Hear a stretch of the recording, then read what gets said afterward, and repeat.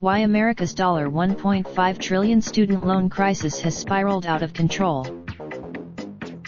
With the growth in student loans continuing to soar, politicians and borrowers are struggling with an issue that's become both a financial and political problem. Presidential candidates are proposing to cancel student debt and make public college free. State legislators are cracking down on student loan companies, and, recently, government agencies have offered another approach, teaching students and borrowers more about finances.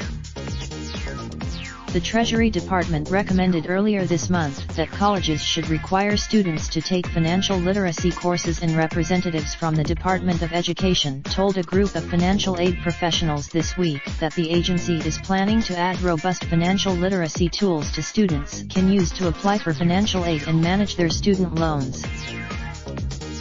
These proposals come after years of colleges across the country to teach their students good financial habits and provide them with more information about their loans.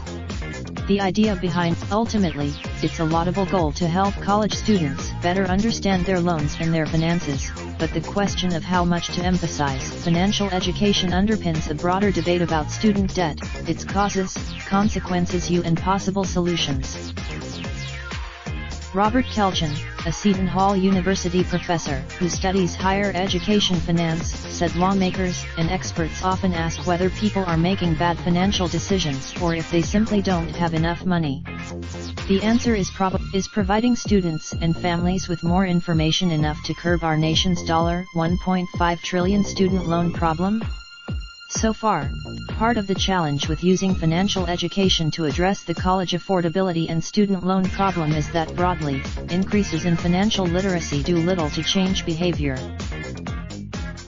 That has a lot to do with the disconnect between the curricula in most financial literacy and education programs and people's lived experience, said Timothy Ogden, the managing director of the Financial Access Initiative at New York University.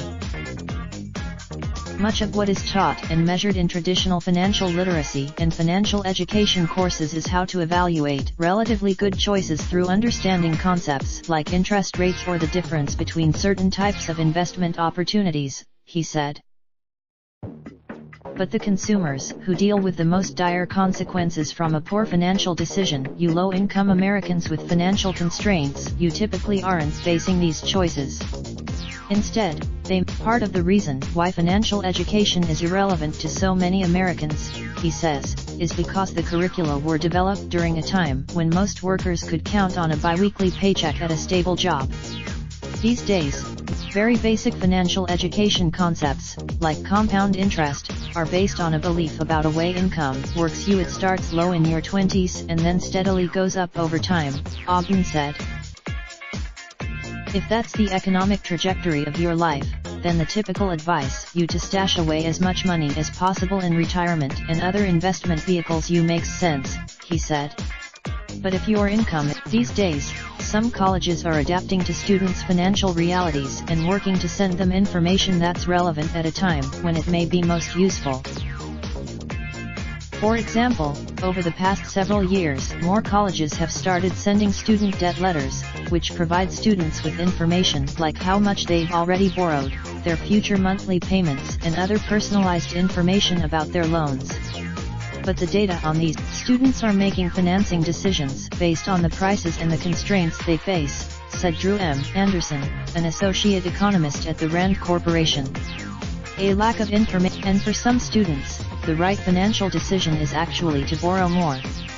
It's not uncommon when the federal student loan borrowing decision is discussed. Sometimes it's discussed as you either take on the loan or you don't, and everything else is the same, said Leslie Turner, an economist at Vanderbilt University who has studied education financing decisions. In the current structure, trying to determine the cost of a given college and what tools are available to foot the bill can be a formidable challenge for students and families. That's because, in some cases, colleges do little to differentiate between scholarships, loans, and work study in these letters, according to a report released last year by New America, a think tank. In other cases, how colleges package such information does influence students' and families' approach to financing college. Research from Turner. The design of the award letter, the way loans are presented, the way the information is delivered right at this point in time can be really important, Turner said. What's more, her research also suggests that more information isn't always better. Turner and her it was a cautionary finding for us. You have to be very careful with interventions that are supposed to provide information, she said. We think it overwhelmed. Deciding how much to borrow isn't the only opaque part of the student loan process. Repaying debt can be confusing too. Federal student loan. In addition, because borrowers have to re-certify their income from year to year to stay enrolled, they're regularly at risk of being kicked out of their payment plan and bumped to a higher monthly payment amount. A different way to approach it would be to make the income-based repayment system simpler so people need less financial education up front, Anderson said. Consumer advocates have complained for years that the student loan companies hired by the government to work with borrowers are making it more difficult than necessary for borrowers to access the debt management tools they're entitled to under the law. No amount of budget. When Seth Trotman read complaints from student loan borrowers during his time as the student loan ombudsman at the Consumer Financial Protection Bureau, he said most students were responsible and took accountability for their debt. This wasn't people who had made bad decisions, it wasn't people who were trying to walk away from their loans. In fact, some complaints came from borrowers who were trying to be responsible and put more than the minimum payment towards their student loan and struggling to convince their student loan company to apply the extra money in the way that was most favorable to them. These were tens of thousands of people who were desperately trying to pay their debt, stymied at every opportunity by private sector companies, Trotman said. In addition, when students are deciding where to attend, they're at risk of signing up for colleges run as for-profit businesses that have poor graduation and job placement outcomes and often require students to borrow more than average. Banning these schools from the federal financial aid program would be a major step in the right direction for those concerned about the challenge of student debt, Ogden said. You're going to get massively more benefit from just that one regulatory decision than investing $3 billion for financial education, he said. There are other, broader benefits to providing students with personalized financial guidance at the right time. Part of the experience in college is to help these people, you that are going to get these degrees and graduate, you become good citizens of the world, said Phil Schuman, the Senior Director of Financial Literacy at Indiana University. This is just another. At Indiana University, Schuman has been pioneering this type of programming.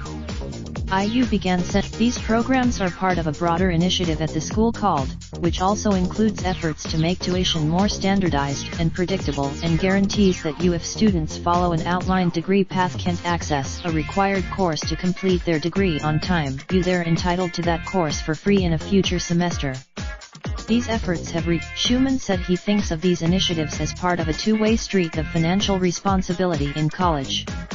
On the one hand, in addition, the school, and more specifically peer counselors, can sometimes be a better source of information for students looking to manage their finances, than say parents or other mentors, because they have a more accurate understanding of the financial constraints today's students face, Schuman said. We hear it on repeat all the time. All of these older generations say, when I was in college, I had a part-time job and worked my way through school, Schuman said. The reality is that it's hard to argue that these types of efforts to arm students with more information about how to manage their finances in college and beyond are a bad idea. But making the college student population is a really broad swath of Americans who aren't just people right out of high school. They have other things on their plate oftentimes, he said. Researchers and Raindrop, drop top, smoking, no cooking the hot pot. Fucking on your bitch, yeah, that. Looking up, open the park pot.